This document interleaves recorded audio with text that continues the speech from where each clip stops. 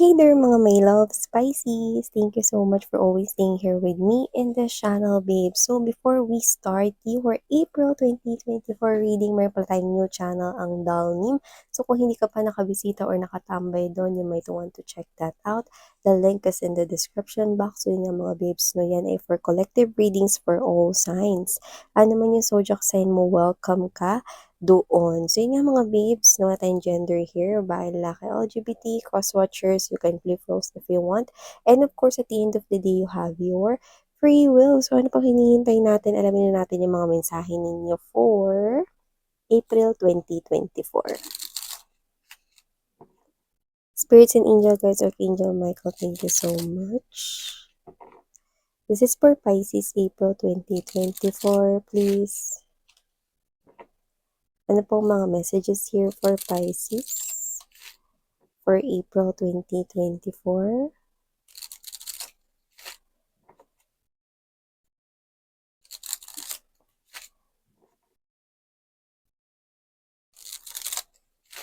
Pisces. Okay, so let's go ahead and check this out for you, Pisces. So, ilatag na muna natin lahat mga babes. We have here this Knight of Wands energy, Hierophant,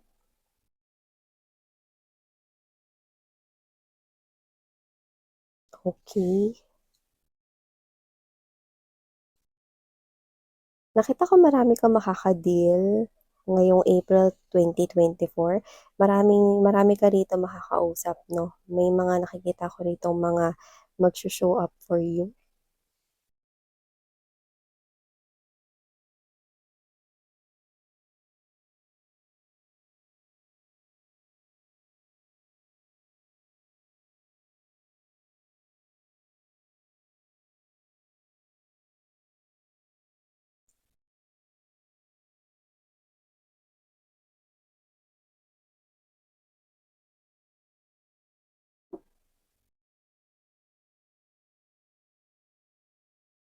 Oh. So, may tampuhan ba kayo ngayon ng person mo or meron ka bang boyfriend, girlfriend, husband, wife, no? Or may kakonek ka ngayon, no? Nakikita ko na parehas nyo naman mahal ang isa't isa, no? Actually, nakikita ko rito, no, na posibleng meron ditong bagay na hindi kayo pagkasunduan sa buwan ng April 2024. Pero nakikita ko na ang pagkamis ninyo sa isa't isa magiging daan, no, para mag-usap na kayo ulit. So, yung iba pwedeng hindi kayo magkakasundo when it comes to money or baka kung magkatrabaho kayo, posible na magkasalungat ang opinion ninyong dalawa. No? Pero nakikita ko na magkakaayos din kayo. Okay? So, parang maliit lang naman yun na problema. Hindi naman kailangan na parang isipin ninyo. No? Hindi ko naman nakikita na ito ay klase ng bagay na mahirap i-resolba. Pero nakikita ko rito na tampuhan lang ito, daan lang, ganun. So, nakikita ko na yung pagkamis ninyo sa isa't isa, no, ang magiging daan para mag-usap at magkaayos na kayo ulit. Kasi parang may parehas kayong pinaglalaban dito, no? Parehas kayong meron ditong punto, no? Pero syempre mga babes, no, pwedeng nagkainitan rito ng usapan, no? Pwedeng meron ditong klase ng mga pagkasalungat ng mga opinion, may mga informasyon rito na pwedeng hindi nagtutugma or hindi nagtatama, no, yung inyong mga sinasabi, no, or gustong iparating or mangyari. Lalo na kung magkatrabaho kayo or magkasosyo kayo. So, yung iba pwedeng hindi kayo magkatrabaho pero parang meron ditong conversation kung saan magkaiba, no, yung inyong sinasabi rito na gusto ninyong gawin, no, dun sa bagay na yon. So, posible mga babes, no, na magkaroon rito ng tampuhan sa pagitan ninyong dalawa. May relationship man kayo or wala pa, no, pero parehas niyong love yung isa't isa. So, nakikita ko na yung pagkamis ninyo na magiging dahilan kung bakit mag-uusap din kayo or magbabati kayo kaagad, Pisces. So, yun nga mga babes, nakikita ko rin dito, no, na meron ditong person here, especially kung ikaw ay walang kakonek right now. Nakikita ko na sa April, summertime, meron dito that with the energy of Knight of Wands, energy, Queen of Swords, and there's this Hierophant. I'm seeing someone here na lalapit sa'yo yeah, this is one of the people here na maka-connect mo. This is someone here 'no, na puwedeng, mas bata sa'yo but doesn't have to be, pero posible po 'yun na sa age puwedeng sa iba sa inyo mas bata siya. Pero kung sino man siya nakikita ko rito 'no, na meron siyang feelings at emotion sa'yo. So ipaparating niya 'yun sa'yo. Eh, nakikita ko rito na na ang dala-dala niya kahit na sabihin na natin na parang mas bata siya by age, yung kanya ritong, feelings and emotions ay hindi bata, mature ang nakikita ko sa energy niya. So, with the Hierophant energy nakikita kong seryoso itong young man or itong young woman na paparating sa'yo. At I think matagal mo na siyang matagal ka na niya rito 'no na na kilala, and I think ngayon pa lang siya nagkaroon ng lakas ng loob or kailan niya lang na-realize 'no na meron pala siya ritong pagtingin sa'yo, malalim na pagtingin sa'yo or parang lumalalim na lang na parang emosyon sa'yo.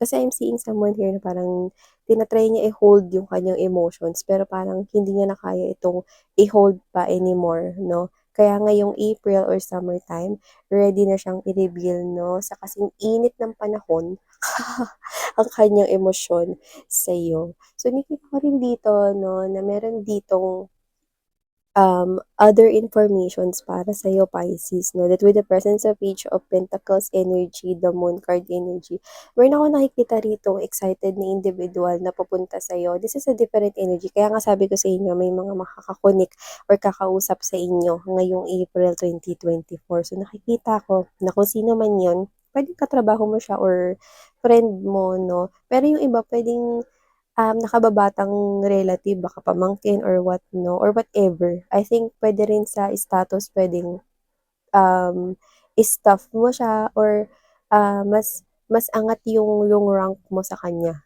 when it comes to work, puwedeng gano'n. Pero kung sino siya makaka-receive ka ng compliment sa kanya, like let's say yung mga beautiful words na adjective kagaya ng ang galing mo Pisces, 'yan 'no, paano mo ginawa 'yun, wow, turo mo nga sa'kin 'yan." And I think this person here 'no, wants to hear some kind of tips from you. Gusto niya talagang matuto rito sa'yo. So, puwedeng may kinalaman 'to sa trabaho 'no, and parang, um, hindi niya alam 'yun, pero alam mo yung bagay na 'yun. So, nung ginawa mo 'yun, na-amaze siya, ganun 'no. So, that person here finds that, very unique and parang dahil masyado siyang interesado dun sa bagay na yun, dahil dun nabigyan ka niya ng, compliment 'no, or parang papuri dahil dun. So, whatever the case may be, yung iba sa inyo puwedeng pamangkin niyo 'yan, like let's say, nagpaturo siya ng assignment sa inyo 'no, and, kayo 'to na alam niyo naman na hindi niya kayo kasama sa classroom 'no, ta's kunwari math yung pinasagutan 'no, ta's nasagutan mo 'no, parang, "Wow, paano mo nalaman yun tita?" or "Paano mo nalaman yun tito?" gano'n 'no, or baka iba sa inyo anak niyo 'to 'no, "Ang galing, paano mo nalaman yun mommy, hindi naman kita kasama sa classroom." Parang gano'n yung nakikita ko sa kanya. Pero kung sino man 'to, nakikita ko rito na kung ano man yung compliment na sasabihin niya sa inyo, puro walang halong plastic 'no, at hindi siya dito naghihintay ng kapalit like ilibre mo siya or what, hindi ko nakikita yun sa kanya. And also, nakikita ko rin dito Pisces 'no, that for the month of April 2024, meron dito mga babes 'no, na tinitingnan kayo, mm. Pero I think meron ditong gap between you. Like gap na actually hindi lokasyon pero puwede sa iba 'no. Ang mas nakikita ko kasi na gap sa inyo is pagiging distant. Alam niyo yung pagiging distant? Distant sa emotions 'no, may paglayo rito pagdating sa emosyon 'no. So kung sino man siya, ang ginagawa niya rito, tinitingnan ka lang niya sa malayo or sinusundan lang niya yung social media mo 'no, or parang siya lang 'to na inoobserbahan ka lang niya ng hindi siya nakikipag-usap sa'yo 'no. Kung sino siya merong halong lungkot sa kanyang energy. So puwedeng kaya hindi siya makalapit sa inyo kasi puwedeng hindi naging maganda yung naging connection ninyo before, or puwedeng meron siya kasing nagawang hindi maganda or nagkaroon ng lamat yung connection ninyo. So, this is someone here na feeling ko matagal mo na 'tong hindi ka nakausap or hindi na kayo nag-usap after nung, um, specific na sitwasyon 'no, na nangyari sa inyo before. So, parang nakita ko rito na may nag-block na sa inyo 'no, sa kanya. Puwedeng block sa social media or parang block sa SIM card number ninyo or kung sino man 'to parang blinock niyo na rin siya sa buhay ninyo. Like ayaw ka na makipag-communicate diyan, miss 'yan, 'yan 'no. Parang ikaw 'to na hindi ka open for reconciliation, yun yung nakikita ko here. And also meron ka ditong friend 'no, na nakikita ko ditong namomroblema sa pera, so puwede siyang lumapit sa'yo. Sabi ko nga sa inyo ang daming lalapit sa inyo at makikipag-usap sa inyo ngayong April 2024 'no. Medyo famous kayo ngayong April 2024 'no. So meron ditong friend mo na nakikita kong may problema sa kanyang money at pinansyal. For some reason, nakikita ko dito na puwedeng na-short siya dahil meron siya ditong pinaggamitan ng pera na parang hindi naman yun importante, pero nagastos niya dun. So, puwedeng yun ay material na bagay na puwedeng binili niya ta's medyo may pagka-pricey yun or expensive, 'no. So, nakikita ko rito na na-short siya rito sa pera kasi kailangan niya ngayon ng pera pero kulang yung pera niya. So, maaaring lumapit 'tong friend na 'to sa inyo. Kasi we do all know Pisces 'no, na kayo mga babes 'pag pagdating sa kaperahan 'no, masinop kayo tsaka hindi kayo yung gagastos lang dahil wala lang. At alam niya yun and I think this friend of yours kilala niya kayo sa pagiging gano'n, so alam niya na kayo yung lalapitan niya 'pag pagdating sa ganitong klase ng sitwasyon. Kaya kung sino man 'to, nakikita ko dito mga babes 'no, na nakakita siya rito ng pag-asa. Na masosolusyunan niya yung pera niya 'no or problema niya sa pera dahil sa inyo, Pisces. And also, the universe wants you to know right here to listen to your intuition, okay? Kasi meron silang sinasabi rito, your angels and guardians right here, meron silang sinasabi rito 'no, na makinig ka sa iyong intuition. Why? Kasi meron silang ipapakita sa'yo. Puwede ito sa panaginip mo lumabas or puwede rin 'to habang gising ka. You know that type of daydream, parang daydream 'no, parang ikaw 'to na parang, out of the blue, parang biglang may papasok sa'yo 'no na na thought sa isip mo, like hindi mo yun inisip, like kusa mo yung biglang naisip 'no, and that is the message coming from your angels and spirit guides, okey? Ibig sabihin prepare yourself kasi merong ipapakita sa'yo like out of the blue, puwedeng gising ka or puwedeng sa panaginip kahit alin dun 'no, na biglang lalabas parang ikaw 'to, "Ano yun? Parang may nakita ako na ano." And that is something here na mangyayari pa lang. Okay, parang kailangan mong paghandaan yon, you need to prepare for that. Pero huwag kayong mag-alala kasi hindi ko nakikita na syongit yon or negative yon. Ibig lang sabihin nun parang binigyan kayo ng sneak peek. Alam niyo yun sa mga palabas, 'di ba? Kapagka kunwari natapos yung episode ngayon, parang papakita yung, magiging mga highlights or kaganapan 'no, sa next episode, parang gano'n.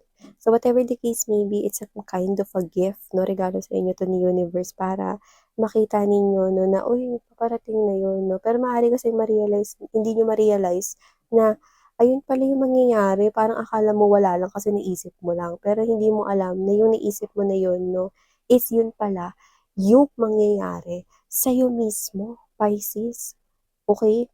Kaya you need to, be aware sa mga makikita mo, especially sa dreams mo.